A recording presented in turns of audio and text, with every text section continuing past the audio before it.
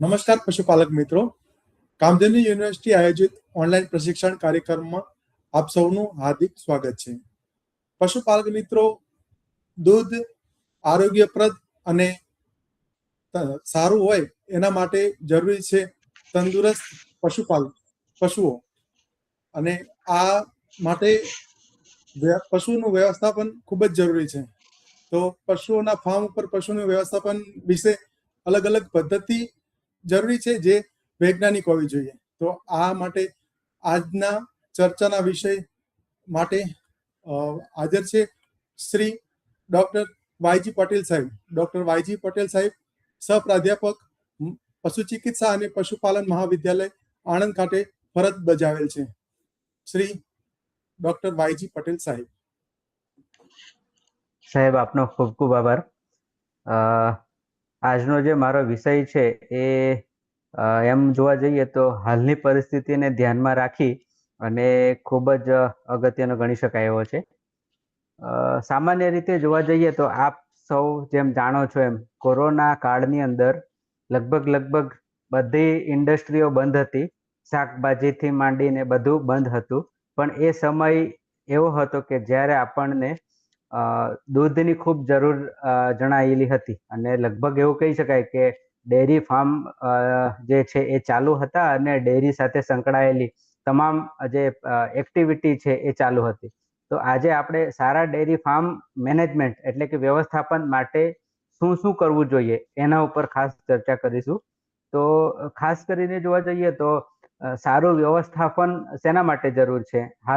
હાલની પરિસ્થિતિને જો આપણે ધ્યાનમાં લઈએ તો ચોક્કસથી હું એમ જણાવી શકીશ કે જેટલું આપ સામાન્ય રીતે મેનેજમેન્ટ સારું કરશો, વ્યવસ્થાપન સારું કરશો, તો આપના જે દૂધાળ પશુઓ છે એનું ચોક્કસપણે દૂધ વધશે. સાથે સાથે જે પ્રોડક્શન કોસ્ટ કહેવાય, ઉત્પાદન ખર્ચ, એ પણ ઓછો થશે. તો સરવાળે જે ચોખ્ખો નફો થવો જોઈએ એક પશુ દીઠ અથવા તો આપના ફાર્મના જેટલા પણ પશુઓ છે એ ચોખ્ખો નફો વધશે અને આપની જે ઇન્કમ છે એ પણ વધુ થશે. તો આ સાથે ખાસ કરીને જો વાત કરું તો એના પહેલા એક ઇન્સ્ટ્રક્શન અથવા તો એક નોંધ છે. તારીખ 1/5/2026 એટલે કે 1 મે આજથી પશુપાલન ખાતા ગુજરાત રાજ્ય તરફથી આઈ ખેડૂત પોર્ટલ પર અરજીઓ ખુલ્લી મૂકવામાં આવી છે, કે જેની અંદર આપ જોઈ શકો. આપ સાહજિક રીતે ગૂગલમાં જઈને શોધશો, સર્ચ કરશો કે આઈ ખેડૂત પોર્ટલ, એટલે આ જે આઈ કિસાન પોર્ટલની જે વેબસાઇટ છે એમાં આપને અલગ અલગ પ્રકારની જે પણ સ્કીમો છે, યોજનાઓ છે એ દેખાશે. આ યોજનાની અંદર આપ અહીંયા જોઈ શકો છો. એની અંદર પશુપાલન, ખેતીવાડી અને બાગાયત, એમાં આપણે પશુપાલનમાં જવાનું રહેશે. અને એમાં તમે જશો એટલે થોડી જ વારમાં અહીંયા તમને જે પણ આપણી જે નવી સ્કીમો છે એ દેખાવાનું ચાલુ થશે. અને જે પણ આજની 1 મે થી જે પણ બધી અલગ અલગ યોજનાઓ છે એ દેખાવા માંડશે આપને. તો અહીંયા જેમ અરજીની તારીખ આપ જોઈ શકો છો કે 1/5/2026 થી 31/5/2026 સુધી છે. તો પશુપાલન થકી જે પણ સ્વરોજગારી હેતુસર 25 થી 50 દુધાળા પશુઓ, જેમાં આપણે કાંકરેજ અને ગીર ગાયના ડેરી ફાર્મની સ્થાપના માટેની સહાય યોજનાઓ છે. તો એવી રીતે આપ જોઈ શકો છો કે ઘણા બધા અલગ અલગ યોજનાઓના ભાગ છે. એના માટેના દસ્તાવેજો, અરજી અને એની જે વિસ્તૃત માહિતી એ આપણને આઈ ખેડૂત પોર્ટલ પર જોવા મળશે. તો એ આપ જોઈ નિહાળી અને એ પ્રમાણે ચોક્કસપણે અલગ અલગ યોજનાઓ જે ઉપલબ્ધ છે એનો ફાયદો લઈ શકો છો. અને દરેક જે યોજનાઓ છે એના માટે અંદર લખવામાં આવ્યું છે કે કઈ યોજના શેના માટે છે. વિધવા બહેનો માટે લઈ ચાફ કટરની યોજના, શેડ બાંધવા માટેની યોજના, પશુઓ માટેની યોજના, દૂધ સમયસર આવે એના માટેની અલગ અલગ યોજનાઓ છે, મરઘા માટેની પણ યોજનાઓ છે. તો આવી જે વિવિધ યોજનાઓ છે એનો પણ આપ લાભ લઈ શકો છો. અને એના ફોર્મ, અરજીઓ મેળવવાની જે તારીખ છે એ 1/5/2026 એટલે કે આજથી શરૂ થઈ છે, જે આપની જાણ સારું. હવે જો વાત કરીએ તો સારા ફાર્મ વ્યવસ્થાપનમાં ખાસ જોવા જઈએ તો ફક્ત અને ફક્ત દુધાળ પશુઓને જ ધ્યાને લેવું, એની જ સારી માવજત કરવી એ જરૂરી નથી હોતું. એની સાથે સાથે ખાસ જરૂરી છે સંપૂર્ણ ધણ આપણી પાસે જેટલા પણ પશુઓ છે એની સારી રીતે દેખરેખ રાખવી, સારો ખોરાક, સારું રહેઠાણ, સમયસર માવજત, સમયસર રસીકરણ, આ જે બધા મુદ્દાઓ છે એને આવરીને જો આપણે દરેક વસ્તુઓની નોંધ કરીશું, એના રેકોર્ડ રાખીશું, તો ચોક્કસપણે આપણે જે પણ ડેરી ફાર્મ સાથે સંકળાયેલા વ્યક્તિઓ છે એને દેખીતી રીતે એમાં નફો જોવા મળી શકે છે. તો ખાસ કરીને જોઈએ તો આપણે નોર્મલી વાતો કરતા હોઈએ કે આપણી ગાયો દૂધ વધુ આપે તો સારું, પણ એનું પાયાનું જે છે આગામી જનરેશન એટલે કે વાછરડીને જ જો આપણે સારી માવજત આપીશું, એનો રખરખાવ સારો, એનું રહેઠાણ સારું, એને ખોરાક સારો મળવો જોઈએ, એની જે સમયસરની દવાઓ છે, કરમિયાની દવાઓ, રસીકરણ, એ બધું જો આપણે સારી રીતે કરીશું તો ચોક્કસપણે એ જે વાછરડી છે એ વહેલી તકે ગાય બનશે, અને એ ગાય બન્યા બાદ જે એનું દૂધ ઉત્પાદન છે એ પણ એનું ખૂબ વધુ જોવા મળશે. તો એના માટે આપણે કેવા પગલાં લેવા જોઈએ? આપણે જાણીએ છીએ કે સારી માવજત કરવી, પણ કઈ ટાઈપની, કોને સારી માવજત કહેવી એ પણ ખૂબ જ જરૂરી છે. કારણ કે આપણે ખાલી ફક્ત ને ફક્ત ખોરાક જ સારો આપીશું, એને સારી માવજત કહેવી એ વધુ યોગ્ય જણાતું નથી. તો ખાસ કરીને જોઈએ તો જે નાની વાછરડી છે એની રોગ પ્રતિકારક શક્તિ એ પૂરતી છે કે નહીં એની ખાતરી કરવાની રહેશે. તો એ ખાતરી કેવી રીતે કરશો કે નિરોગ પ્રતિકારક શક્તિ વધુ છે કે નહીં? તો એના માટે ખાસ આપણે જાણીએ છીએ કે એના જે ગાય, એની જે માતા છે, વાછડી જન્મી એના પહેલાની જો વાત કરવામાં આવે તો આ વિયાણને આપણે ધારો કે એક દિવાલ ગણવામાં આવે, વિયાણ પહેલા અને વિયાણ પછી. તો આપ સૌ જાણો છો કે જેમ અભિમન્યુ જે છે એ અર્જુનના દીકરા અભિમન્યુ, કે જેમણે પોતાના માતાના પેટમાં જ 7 કોઠાના યુદ્ધમાંથી 6 કોઠાનું યુદ્ધ ફક્ત સાંભળીને જ જો શીખી લીધું હોય, તો એવી જ પરિસ્થિતિ આપણી જે ગાભણ પશુઓ છે, ગાયો છે, એમાં પણ લાગુ પાડી શકીએ. જેટલી આપણે ગાયની તંદુરસ્તી સારી રાખશું, જેટલો ખોરાક સારો રાખશું ગાભણ પશુઓનો, એટલું જ એની અંદર જે અંદર જે રહેલું વાછરડું કે વાછરડી જે પણ હોય એની તંદુરસ્તી સારી આવશે. જન્મતા વેત એનું વજન પણ સારું રહેશે, અને જન્મવા સમયે ગાયની તંદુરસ્તી સારી હશે તો એને કોઈ પણ તકલીફ પડશે નહીં. તો ખાસ કરીને જોઈએ તો વૈજ્ઞાનિક ભાષામાં વિયાણ પહેલાનો અને વિયાણ પછીનો જે સમયગાળો છે એને ટ્રાન્ઝિશન પીરિયડ તરીકે ગણવામાં આવે છે. ખાસ કરીને જો જોઈએ તો વાછરડી હોય કે જે ગાભણ હોય તો એ વાછરડીમાંથી એનું રૂપાંતરણ થાય ગાયમાં, અને જો ગાય હોય તો એ દૂધ ન આપતી હોય તો દૂધ આપતી ગાય કહેવાય. એટલે આ એક રૂપાંતરણ પ્રક્રિયા છે. પરંતુ વિયાણના 3 અઠવાડિયા પહેલા અને વિયાણના 3 અઠવાડિયા પછી જો આપ પશુઓને સાવચેતી રીતે, સારી માવજતથી રાખો તો લગભગ એવું કહી શકાય કે 2 વિયાણ વચ્ચેનો જે સમયગાળો છે એ આપણે ઘટાડી શકીશું, અને એ ખૂબ જ જરૂરી છે. હાલના તબક્કે જોઈએ તો સારો ખોરાક એ ફક્ત મહત્વનો નથી. હા, એક વસ્તુ ચોક્કસપણે આપણે નોંધવી રહેશે કે ભારતભરમાં મોટા ભાગના જે વિયાણ પછી અથવા તો વિયાણ પહેલાના જે પણ રોગ અથવા તો એને લગતી પરિસ્થિતિઓનું નિર્માણ થાય છે કે જેમાં પશુઓ બીમાર પડે છે, એમાં 80 થી 90% કિસ્સામાં ફક્ત અને ફક્ત એક જ જવાબદાર પરિબળ, તો એ આપણે પોષણ કહી શકાય. કુપોષણ એ ખૂબ જ જવાબદાર છે, અને એ કુપોષણ વાળા પશુઓ, ખાસ કરીને આપણે ગાયની વાત કરી રહ્યા છીએ અહીંયા, તો કુપોષિત ગાય કે જે વિયાણના છેલ્લા તબક્કામાં હોય, છેલ્લો મહિનો બાકી હોય, ત્યારે એને એક કે બીજી રીતે કોઈક ને કોઈક બીમારી આવતી હોય છે. તો આપણે ખાસ ખોરાકની અંદર સાવચેતી રાખવી જરૂરી બને છે.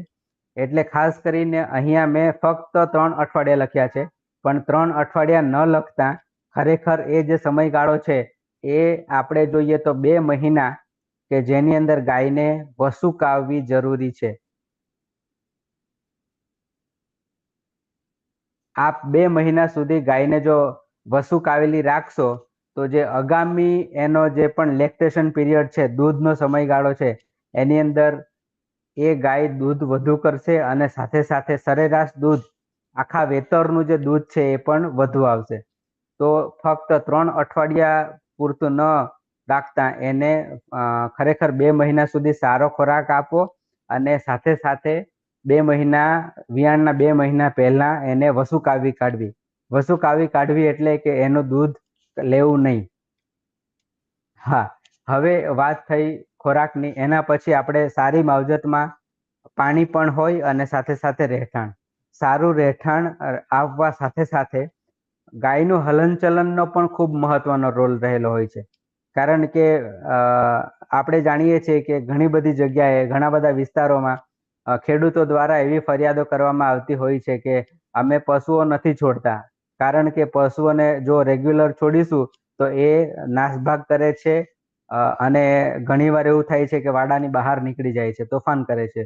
તો આ એક આપણું સહજપણે એક જાતની આપણે કહી શકાય કે અંધશ્રદ્ધા માની શકીએ, અથવા તો એ એક વિચારધારા છે, પણ ખરેખર એવું હોતું નથી. આપ જો રેગ્યુલર આપના પશુઓને છોડતા રહેશો તો ચોક્કસપણે એ પશુઓને એક જાતની એક્સરસાઇઝ આપશે અને એ ટેવાયેલા હશે એટલે એને કોઈ પણ જાતની તોફાની કે એવું કંઈ તોડફોડ અથવા તો વાડાની બહાર, ઘરની બહાર જતા રહેવાના જે પ્રશ્નો વિશે આપ વિચારો છો એવું આપણને જોવા મળશે નહીં.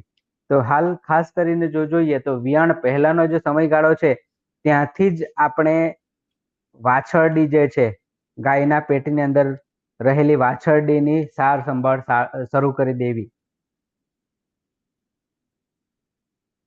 ત્યારબાદ આપણે જોઈએ તો વિયાણના સમયે જે મહત્વની વસ્તુઓ છે, વિયાણના સમયે પણ એને ખૂબ સારી રીતે વ્યવસ્થિતપણે વિયાણ થાય એના માટેની કાળજી રાખવી જોઈએ. એના પણ આંકડાઓ નોંધેલા હોવા જોઈએ કે કઈ તારીખે બીજદાન થયું હતું એ તારીખ, અને એ પછી 9 મહિના 9 દિવસ પછી એ ગાયનું વિયાણ થઈ શકે છે. તો આપણને ગાભણ ગાય હોય છે કે નહીં એની તપાસ કરાવ્યા બાદ આપણે ખરેખર જોઈએ તો એની તારીખ, વિયાણ તારીખ લખી લેવી અને એ વિયાણ તારીખના નજીકના સમયગાળામાં એ ગાયને અલાયદી રહેવાની વ્યવસ્થા આપવી કે જ્યાં રાત્રે પણ ખેડૂત એને પ્રોપર ઓબ્ઝર્વ કરી શકે અને જ્યાં પક્ષીઓ નો ઉપદ્રવ ન હોય. કારણ કે ઘણીવાર એવું થતું હોય કે રાત્રિના વિયાણમાં જો પશુપાલકને ધ્યાન બહાર રહી જાય તો ઘણા પક્ષીઓ જેવા કે કાગડા અથવા તો અમુક માંસભક્ષી પક્ષીઓ આવીને વાછરડાના ડૂટાના ભાગેથી તોડી શકે છે. એટલે ખાસ સાવચેતી રાખવી હિતાવહ રહેશે. હવે જો વાત કરીએ તો રોગ પ્રતિકારક શક્તિ, જે મેં અગાઉ પણ કીધું એમ કે જો માતાનું શરીર તંદુરસ્ત હશે, જો માતાને સારું ખવડાવવામાં આવશે તો એની સીધી અસર કોના પર જોવા મળશે? વાછરડી પર. વાછરડીનું જન્મ સમયેનું વજન પણ વધશે. ગાયની અંદર મેલી રહી જવી એવો પ્રશ્ન નહીં રહે. માટી ખસી જવી એનો પણ પ્રશ્ન નહીં રહે. અને જે વાછરડી જન્મે એનું વજન પણ ખૂબ જ સારું આવશે. એટલે વધારે વજનવાળા જે પણ પશુઓ જન્મે, વાછરડીઓ જન્મે, એમાં ચોક્કસપણે રોગ પ્રતિકારક શક્તિ વધારે હશે. એ ખાસ આપણે ધ્યાનમાં રાખવું. એના પછી જો બીજી વસ્તુઓની ચર્ચા કરીએ તો બીજા નંબરે જે છે એ છે ખીરું, કરાંટું. પહેલી જે વાત કરી એ આપ જાણો છો એમ પહેલી વાત હતી માતાને સારો ખોરાક આપવો. ગાયને તમે જેટલો સારો ખોરાક આપશો, ગાભણ ગાયને, એટલું એની અંદર રહેલું બચ્ચું તંદુરસ્ત જન્મશે. એ પહેલી વાત હતી. હવે બીજા નંબરની જો વાત કરીએ તો બીજા નંબરનું જે છે એ કરાંટું, ખીરું. ગાયનું વિયાણ થાય, વાછરડાનો કે વાછરડીનો જન્મ થાય એટલે એને મહત્તમ 1 કલાકની અંદર ખીરું કે કરાંટું પાઈ દેવું જોઈએ. કારણ એ છે કે પૃથ્વી પર આવ્યા પછી વાછરડાના પેટની અંદર પહેલી કોઈક વસ્તુ જતી હોય તો એ ખીરું અથવા તો કરાંટું છે. હવે કરાંટુની લાક્ષણિકતા એવી છે કે એ પહેલું વસ્તુ કે જે વાછરડા કે વાછરડીના પેટમાં જાય છે એટલે એની અંદર 9 મહિનાથી જે પણ મળ રહેલો છે એ મળ સહેલાઈથી નીકળી જશે. એટલે કબજિયાત રહેતી નથી.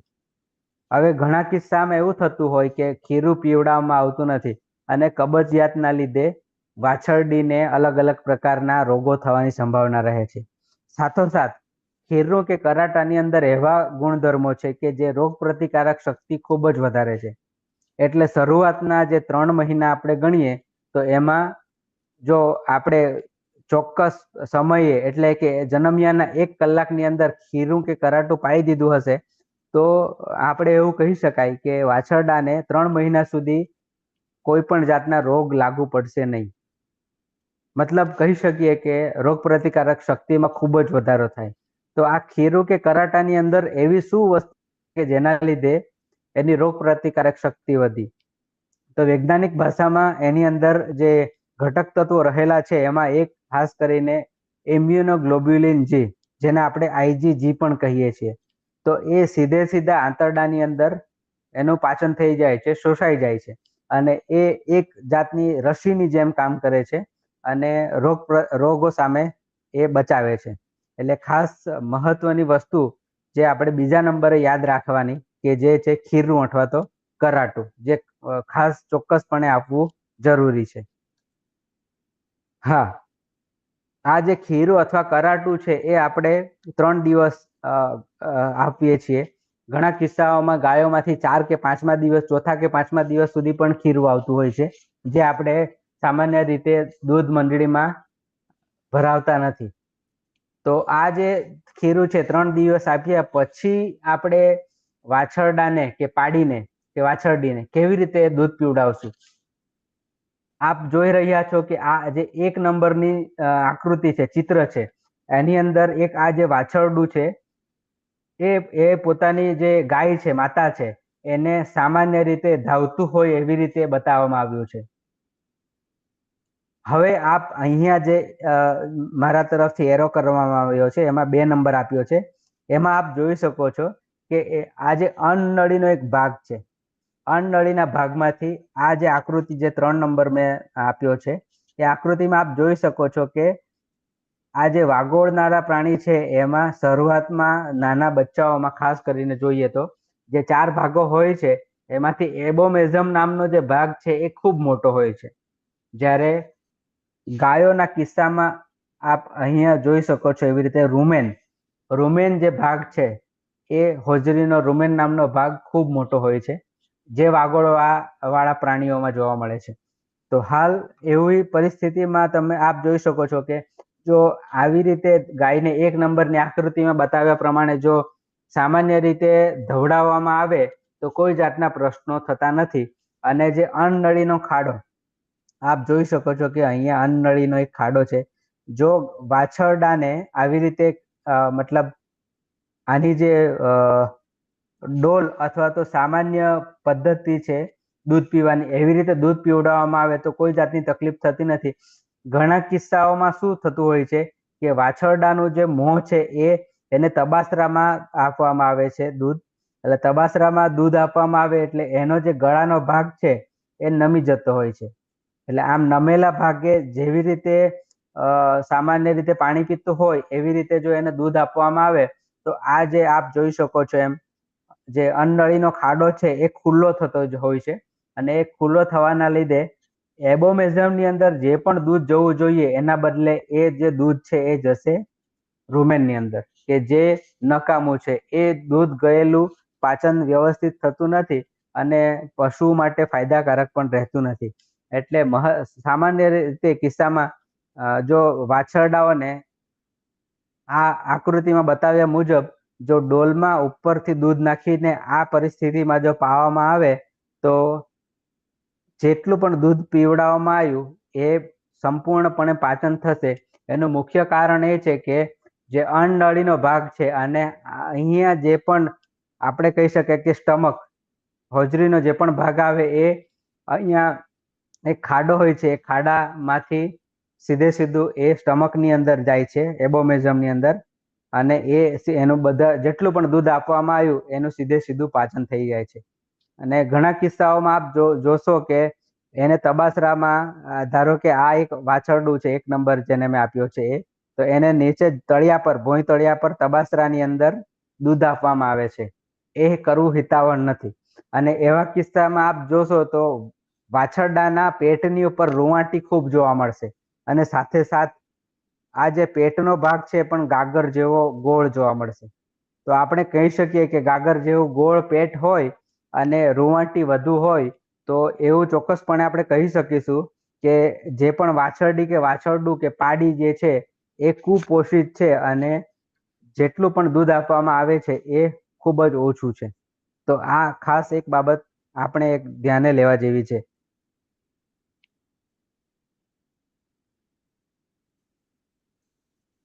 તો આ એક વાત હતી ખીરા અથવા કરાંટાની. એના પછી જે ખૂબ મહત્વની વાત છે એ કરમિયાની દવા આપવાની. સામાન્ય રીતે આપણે કરમિયાની દવા યાદ આવીએ પીવડાવતા હોય છે. મેં ઘણા ખેડૂતો પાસેથી સાંભળ્યું છે કે જ્યારે લાગે કે કરમિયાની દવા પીવડાવવા જેવી છે, અથવા તો મને યાદ આવી ગયું કે ચલો આજે આપણે કરમિયાની દવા પીવડાવી દેવી છે તો પીવડાવી દઈએ. તો આ તદ્દન ખોટી વસ્તુ છે.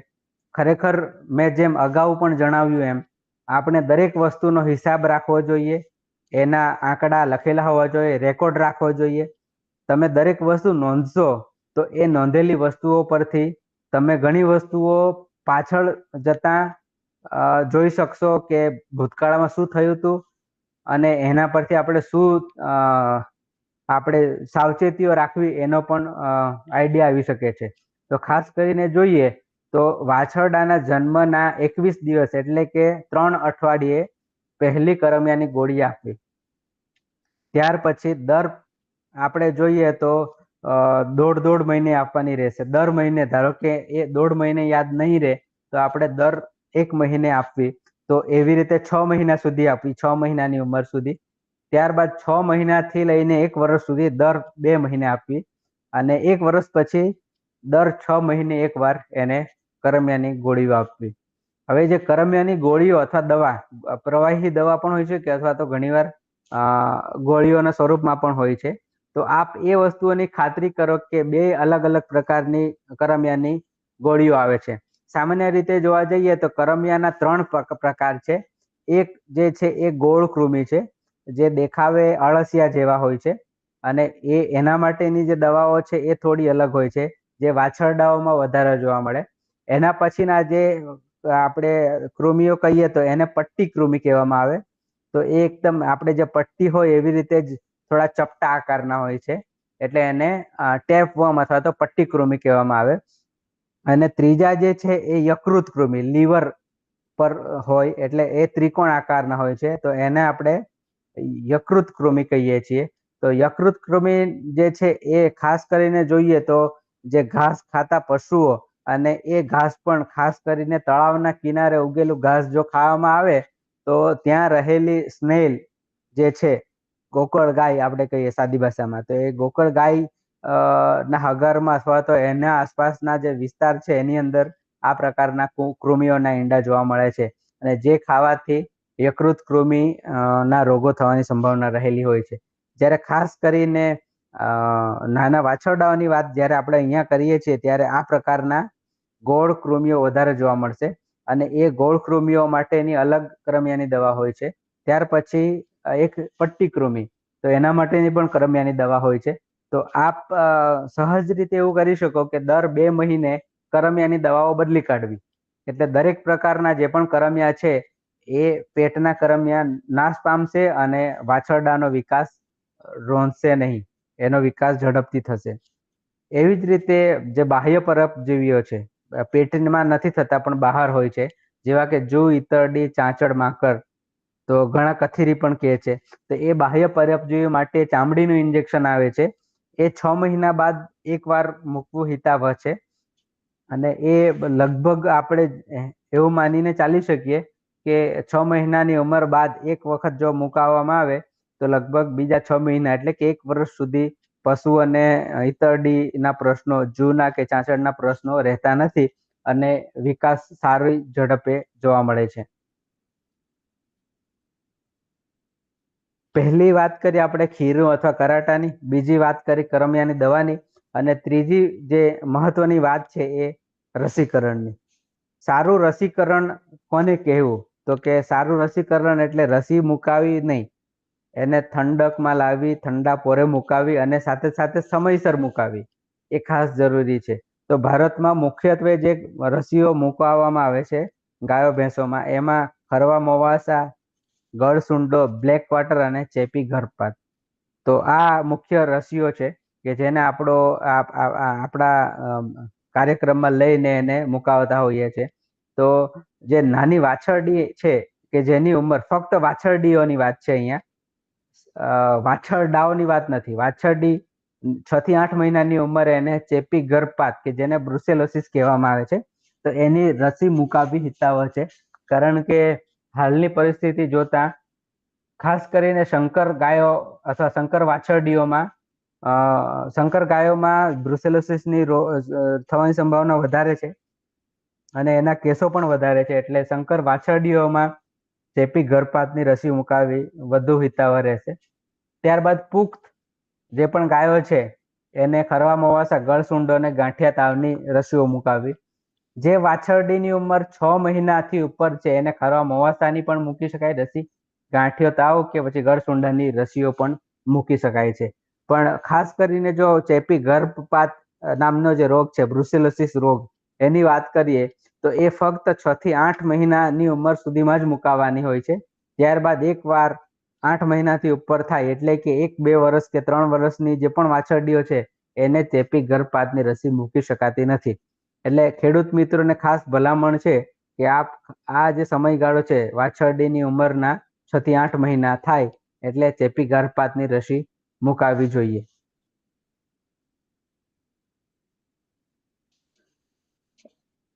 આમ આ જે મુખ્ય પરિબળો જે રોગ પ્રતિકારક શક્તિ પૂરી પાડે છે અથવા તો વધારે છે, એના માટે પહેલું કરાંટું, બીજું કરમિયાની દવા અને ત્રીજું રસીકરણ છે.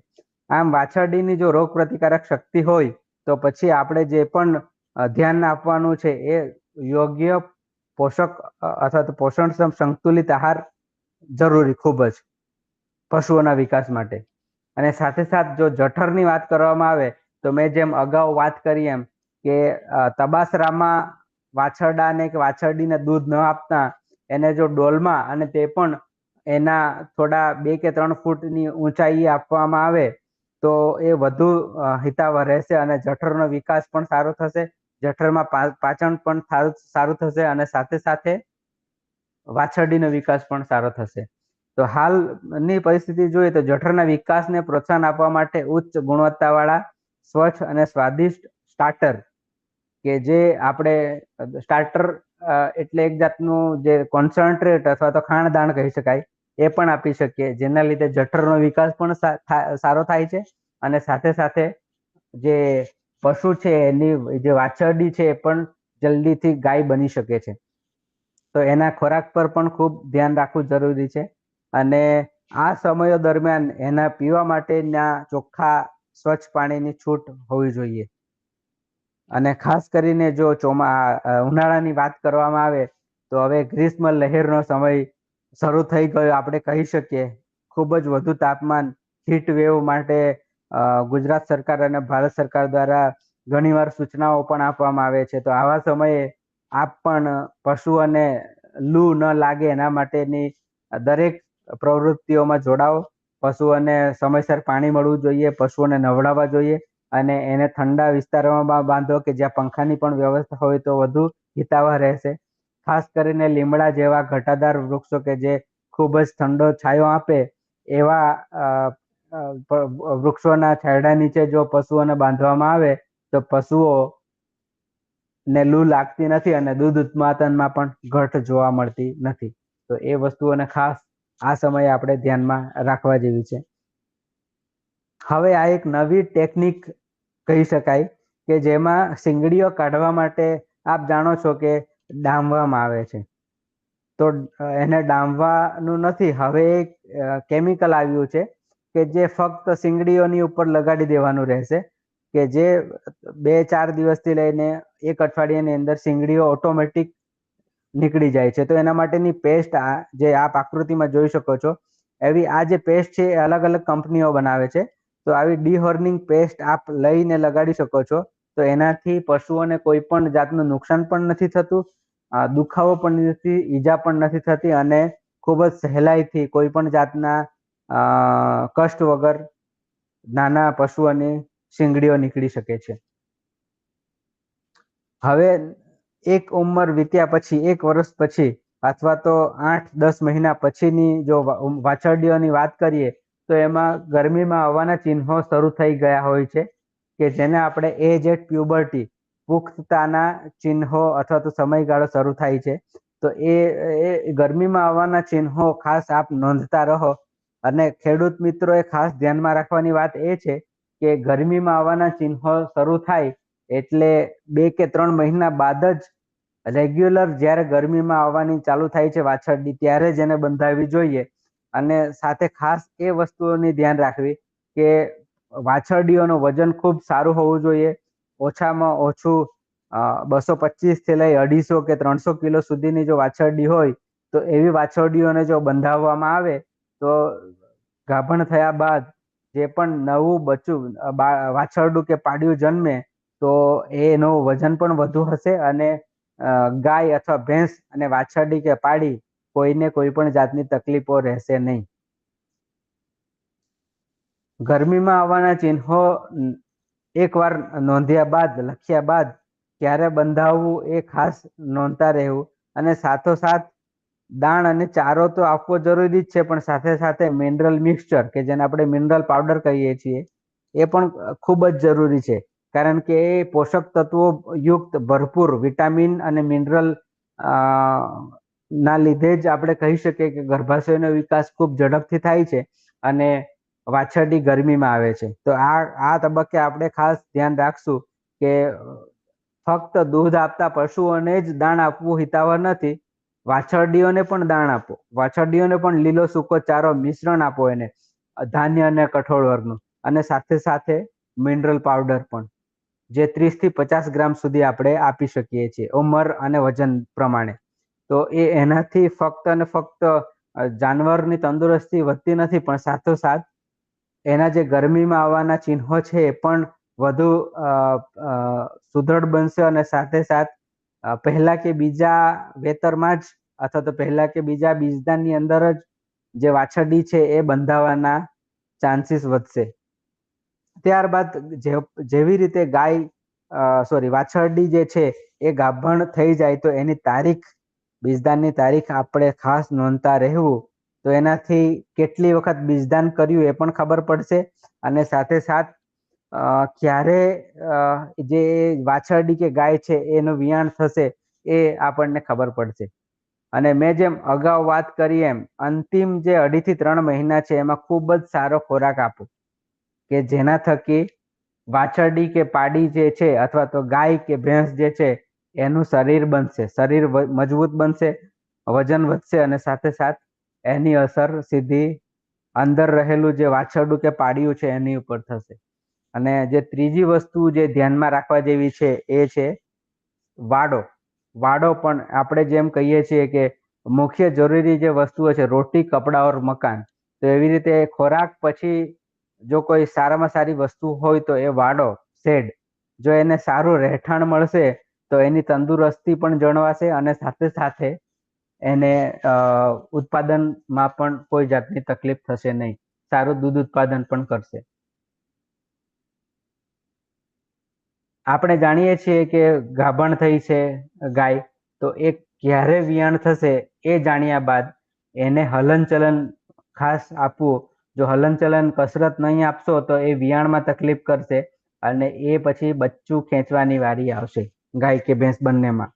એટલે ખાસ આપે ધ્યાનમાં રાખવું કે જેટલી કસરતો વધુ આપશો, ગાયને ખુલ્લી રાખશો, એટલું એને વિયાણમાં તકલીફ નહીં થાય અને સાથે સાથે તંદુરસ્ત બચ્ચું જન્મશે અને ગાયને પણ મેલી રહી જવાના કે ગર્ભાશય બહાર નીકળવાના કે બીજા જે પણ પ્રશ્નો છે એમાં પણ થોડી રાહત રહી શકે છે. આમ આપણે જોઈએ તો જે ગાભણ પશુઓ છે એને ઉચ્ચ ગુણવત્તાવાળો પોષક સંતુલિત આહાર આપવો ખૂબ જ જરૂરી છે. અને સાથે સાથ ખોરાક આપવા ઉપરાંત આ એક BCS એટલે કે બોડી કન્ડિશન સ્કોર, આ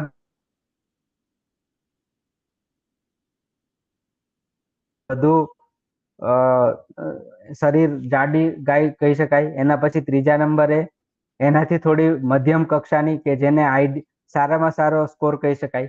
પણ જે વિયાણની નજીકની જે ગાય છે એનો બીસીએસ હોવો જોઈએ 4.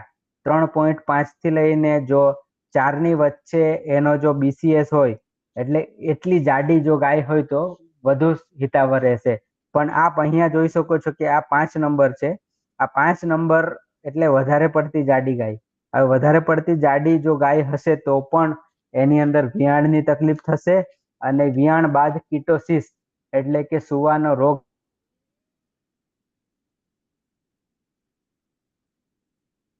જાડી પણ ગાય થવી જોઈએ નહીં. આ જ વસ્તુ આપણે ભેંસમાં પણ લાગુ પાડી શકીએ છીએ. હાલ આપણે જોઈએ તો પ્રાણીઓ પર તણાવ ઓછા કરવા માટેના ખાસ મુદ્દાઓને ધ્યાનમાં લેશું. તો એક તો આહારમાં આપણે ખોરાકમાં કોઈ પણ જાતનો અચાનક ફેરફાર કરવો હિતાવહ નથી. તમે ધીમે ધીમે ફેરફાર કરશો તો ખૂબ જ સારું રહેશે.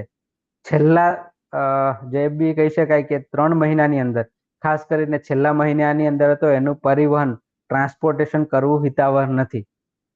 એટલે બને ત્યાં સુધી જો ગાયને એક જગ્યાએથી બીજી જગ્યાએ ગાભણ પશુઓને લઈ જવાનું થાય તો છેલ્લા 3 મહિનાની અંદર હિતાવહ નથી. ત્યારબાદ અચાનક દૂધ છોડાવવું એ પણ એક તાણનું જ પરિબળ કહી શકાય.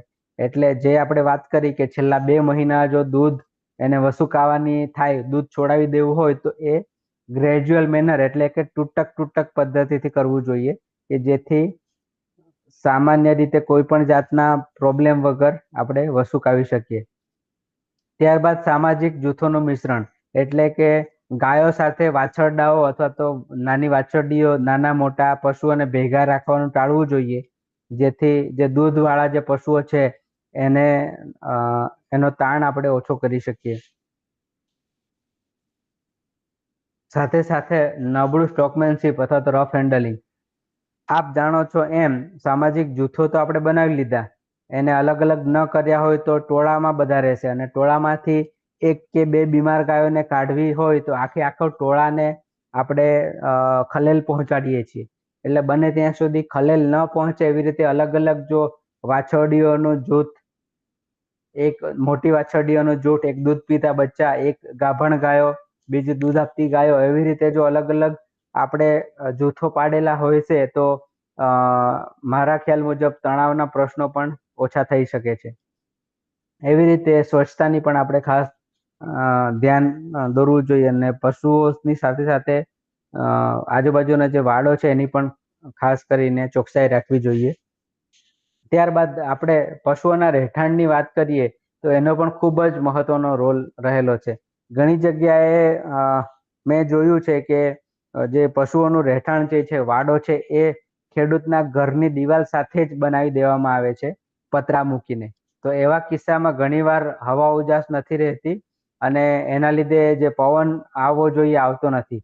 અને ઘણા કિસ્સાઓમાં એવું પણ જોવા મળ્યું છે કે જે ગાયનું તાજું વિયાણ થયેલું છે તો એને ચારે બાજુથી ગ્રીન નેટ કે કોઈ પણ પ્લાસ્ટિકની નેટથી બંધ કરી દેવામાં આવે છે, અને એવા કિસ્સામાં ગાયને હવા ઉજાસ મળતી નથી, અને એના લીધે એની તંદુરસ્તી જોખમાય છે.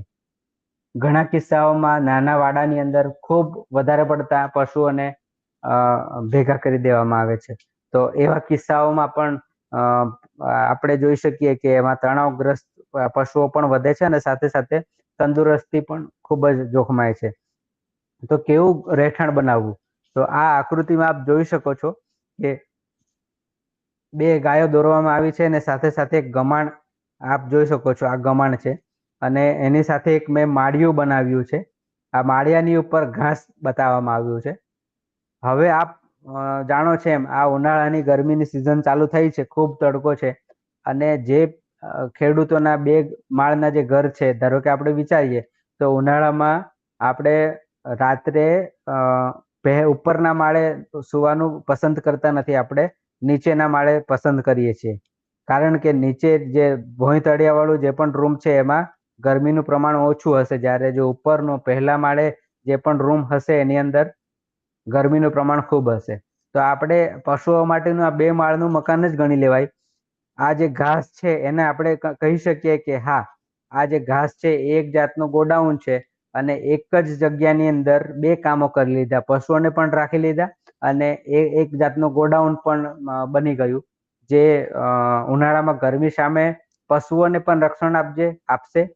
જે નીચેનો જે ભાગ છે ત્યાં ઠંડુ વાતાવરણ રહેશે અને સાથે સાથ જે ઘાસ છે એની ઉપર કોઈ પણ જાતના નાના પશુઓનો ઉપદ્રવ રહેશે નથી. ઉંદર કે બીજા કોઈ પણ જે પશુઓ છે, રેપ્ટાઇલ્સ આપણે કહી શકીએ કે જે પેટે સરકીને ચાલે, સરીસૃપ વર્ગના કોઈ પણ પશુઓ તમારા ઘાસને નુકસાન કરશે નહીં.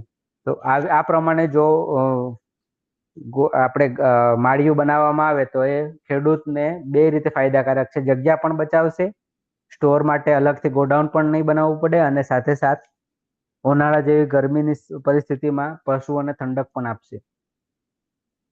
હવે ખાસ જોવા જઈએ તો સારું મોટું ડેરી ફાર્મ હોય તો આજની તારીખે આપ જાણો છો એમ કે મજૂરો મળવા ખૂબ જ તકલીફ ભર્યું કામ છે, અથવા તો મળે છે તો એમની ગુણવત્તા સારી નથી હોતી, એમને કામ ફાવતું નથી અથવા તો યોગ્ય રીતે કરી નથી શકતા.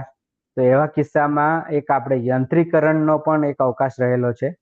તો યાંત્રિકરણની અંદર જોવા જઈએ તો ઘાસચારા માટે આપ જાણો છો એમ ચાફ કટર વાપરી શકાય. ખાણદાણ માટે અલગ અલગ ડેરીઓના દાણ આવે છે, આપણે આપી શકીએ. પાણી માટે આપ જાણો છો કે હવે તો ઓટોમેટિક લેવલિંગ વાળું પણ હવાડા આવે છે, જે આપણે રાખી શકીએ તો 24 કલાક ચોખ્ખા પાણીની સુવિધા મળી શકે એમ છે. દૂધ માટે આપણે મશીન મિલ્કિંગ વાપરી શકીએ. છાણ અને મૂત્રને એકઠું કરવામાં અલગ અલગ પ્રકારના યંત્રો આવેલા છે કે જેને આપણે કરી શકીએ છીએ. તો મુખ્યત્વે જે ખાસ આપણી જરૂરિયાત છે એ ઘાસચારાને કાપવા માટેની અને સાથે સાથ છાણ મૂત્ર ભેગું કરવા અને દૂધ કાઢવા માટેની છે. એટલે ક્રમ આપવામાં આવે તો પહેલી જરૂરિયાત છે દૂધ મિલ્કિંગ મશીનની, કારણ કે દૂધ કાઢવા વાળા જો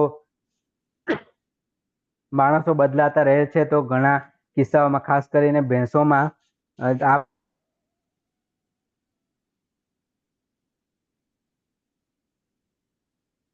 મશીન મિલ્કિંગ ને કે જેની ખૂબ જરૂરિયાત રહેલી હોય છે. ત્યાર પછી બીજા નંબરે આવશે ઘાસચારો કટ કરવા માટે ચાફ કટ, અને ત્રીજા નંબરે આપણે લેશું સાફ કરવા માટે, વાડા સાફ કરવા માટે સ્વેપર અથવા તો સ્ક્રેપર કે જે છાણ અને મૂત્રને સહેલાઈથી કાઢી શકે છે. તો ઘણી જગ્યાએ મેં ખેડૂતો પાસેથી સાંભળ્યું છે અથવા તો એમના પ્રશ્નો રહેલા હોય છે કે મશીન મિલ્કિંગ માટેની ઘણી બધી અફવાઓ છે કે આંચળમાં લોહી આવી શકે છે, તો જે તદ્દન ખોટી છે. જે મશીન માટેની પાઇપ છે એ ટ્રાન્સપરન્ટ હોય છે, એટલે દૂધ નીકળે એ આપણને ખબર હોય છે, અને દૂધ નીકળ્યા પછી જો દૂધ બંધ થઈ જાય તો આપણે મશીન કાઢી લેવાનું હોય છે. હા, એ મશીન છે એટલે એને ખબર નથી હોતી, એટલે એ ચાલુનું ચાલુ હોય છે. પણ આપ જાણો છો કે એકવાર મશીન છે એટલે એને આપણે બંધ કરવું આપણા નિયમોમાં હોવું જોઈએ. તો સમયસર જો આપ કાઢી લેશો તો કોઈ પણ જાતના આંચળને લગતા પ્રશ્નો રહેતા નથી. ઘણા કિસ્સાઓમાં એવું પણ જોવામાં આવ્યું છે કે મશીનના કારણે આંચળ બગડે છે, એટલે એ માન્યતા પણ તદ્દન ખોટી છે.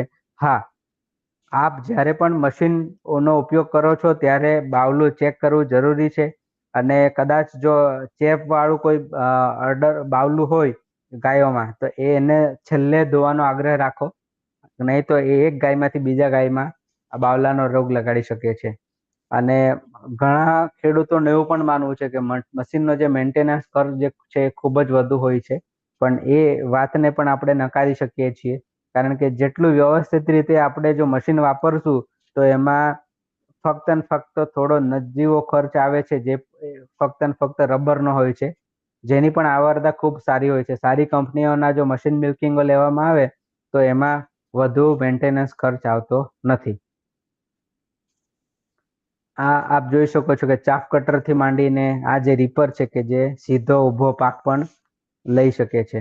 આ એક કુલ મિશ્રિત આહાર બનાવવા માટેનું મશીન છે કે જેને TMR મશીન કહેવાય. તો એ કુલ મિશ્રિત આહાર એટલે આ એક જાતની આપણી ખીચડી કે જે બધી વસ્તુઓ મિક્સ કરીને પશુઓને આપવામાં આવે છે. આ સ્ક્રેપર છે કે જે છાણ અને પેશાબને વાડામાંથી ભેગું કરી અને એક ખૂણામાં લઈ શકે છે. ત્યારબાદ ઓટોમેટિક હાથિયા છે અવેલેબલ, ગ્રૂમિંગ મશીન જેને કહેવાય કે મોટરાઇઝ હોય અને મેન્યુઅલ પણ હોય છે. તો જે એનિમલ વેલફેર પોઈન્ટ ઓફ વ્યૂથી એક જીવદયાના રૂપે એ ખૂબ જ જરૂરી છે. જો રેગ્યુલર હાથીઓ કરવામાં આવે તો ગાયની તંદુરસ્તી ચોક્કસપણે વધુ હોય છે અને બીમાર પણ ઓછા થતા હોય છે. હવે ખાસ જો જોવા જઈએ તો સારા ફાર્મ વ્યવસ્થા માટેના સૂચનોમાં યોગ્ય વ્યક્તિગત સ્વચ્છતા જે છે એ પણ ખૂબ જરૂરી છે. જે ફાર્મની અંદર કામ કરે છે એ જે લેબર છે, મજૂર છે, એ પણ પોતે ચોખ્ખો હોવો જોઈએ. કોઈ પણ જાતના રોગ એને થયેલા નહીં હોવા જોઈએ, ખાસ કરીને ટીબી જેવા રોગો. એના નખ જે છે એ યોગ્ય સમયસર કાપેલા હોવા જોઈએ અને ખાસ કરીને ગમબૂટ અને યુનિફોર્મમાં જો હોય તો એ સારામાં સારું રહેશે, ન કે ચપ્પલ પહેરીને ફરે. એવી રીતે પ્રાણીઓના જો રહેઠાણની વાત કરવામાં આવે તો પ્રાણીઓના રહેઠાણની ચોકસાઈ તો જરૂરી છે, પણ સાથે સાથ આસપાસના જે વિસ્તારો છે એ પણ ચોખ્ખા હોવા જોઈએ. સાથોસાથ પ્રાણીઓના રહેઠાણની આસપાસ જો શક્ય હોય તો વૃક્ષો રોપવા કે જેથી ઠંડો પવન પણ આવે, પ્રદૂષણ પણ અટકે અને સાથે સાથ એક છાંયડો પણ પશુઓને મળી રહે. પ્રવેશની અંદર વાત કરીએ તો નિયંત્રિત પ્રવેશ કરાવવો જોઈએ. એને જે પશુઓ છે એની સાથે સાથે જો બીજા વિઝિટર આપના ફાર્મ પર આવતા હોય તો એને પણ કોઈ જાતનો રોગ થયેલો હોય તો એને પરવાનગી આપવી જોઈએ નહીં, અથવા તો કોઈ બીજા ફાર્મ પર વિઝિટ કરીને આવ્યા હોય અને ત્યાં કોઈ ખરવા મોવાસા જેવા કોઈ ચેપી રોગો લાગ્યા હોય તો એવા ફાર્મ પર ફરીને આવેલ વ્યક્તિને આપણા ફાર્મમાં પ્રવેશ કરવા દેવો જોઈએ નહીં. એવી રીતે all in all out system છે કે જેની અંદર જે મેં અગાઉ વાત કરીએ એમ જૂથ વાઇઝ, એટલે કે દૂધ પીતા બચ્ચાને આપણે રાખીએ છીએ તો એને એક સાથે એક વાડામાંથી બીજા વાડામાં ટ્રાન્સફર કરવા. એના પછી જેમ ઉંમર વધતી જાય એમ બીજા વાડામાં. એના પછી જે ગાભણ ગાયો છે વિયાણ પછી એને બીજા વાડામાં આપણે મોકલીએ છીએ. એમ એક સાથે અંદર લેવા અને એક સાથે બહાર લેવા એ પદ્ધતિ છે. ગોડાઉન જે છે દાણ માટેનું અથવા તો ઘાસ માટેનું, એ પણ ઉંદર જેવા ઉભય પ્રાણીઓ જે છે એનાથી આપણે સરીસૃપ પ્રાણીઓ છે એનાથી બચાવવા જોઈએ. અને ખાસ કરીને પ્રાણીઓના આરામ અને સુખાકારી માટે આપણે ધ્યાન રાખવું જોઈએ. તો અને તો જ પશુઓમાં રોગ પ્રતિકારક શક્તિ વધશે અને સાથે સાથ આનું ઉત્પાદન પણ વધશે. રસીકરણની આપણે અગાઉ વાત કરી જ છે અને સાથે સાથ દરેક વસ્તુઓમાં આપ ડોક્ટરની સલાહ લેશો તો વધુ યોગ્ય રહેશે. ડોક્ટરો દ્વારા ખાસ કરીને આપ જાણો છો એમ કે ડોક્ટરો કે જે લોકો સ્નાતક ડિગ્રી ધરાવે છે, bachelor of veterinary science and animal husbandry, એવા ડોક્ટર ની ડિગ્રી ધરાવતા ડોક્ટરો પાસે સલાહ લઈ અને સારવાર અને નિદાન કરાવવું ખાસ કરીને લાભકારક નીવડે છે. સારી ફાર્મ સ્વચ્છતા માટેની આ ટિપ્સને આપણે અનુસરીએ, ખેડૂતો ફાર્મની સલામતીમાં સુધારો કરી શકે છે, રોગના સંક્રમણના જોખમને ઘટાડી શકે, પ્રાણીઓના સ્વાસ્થ્ય અને કલ્યાણને પ્રોત્સાહન આપી શકે અને ફાર્મનું સલામત અને ઉત્પાદક વાતાવરણ સુનિશ્ચિત કરી શકે છે. તો આ સાથે આજનું જે પણ મારું વક્તવ્ય છે એને હું પૂર્ણ જાહેર કરું છું. આપ સૌનો ખૂબ ખૂબ આભાર.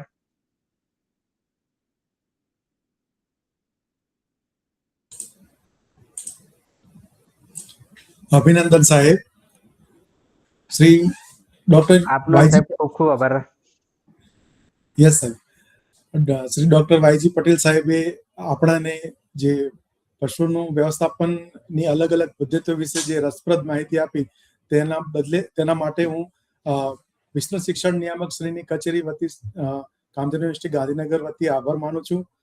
વધુમાં પશુપાલક મિત્રો, જ્યારે આપણે આ પ્રકારનો કોઈ પ્રોગ્રામ નિહાળતા હોઈએ અને આપણને કોઈ પણ પ્રશ્ન થાય તો તમે આવા પ્રશ્નોને ટપાલ, પત્ર કે ઈમેલ દ્વારા અમારી પશુ જે અમારી કામધેનુ યુનિવર્સિટીની વિસ્તરણ શિક્ષણ નિયામક શ્રીની કચેરી છે, સેક્ટર 30 કર્મયોગ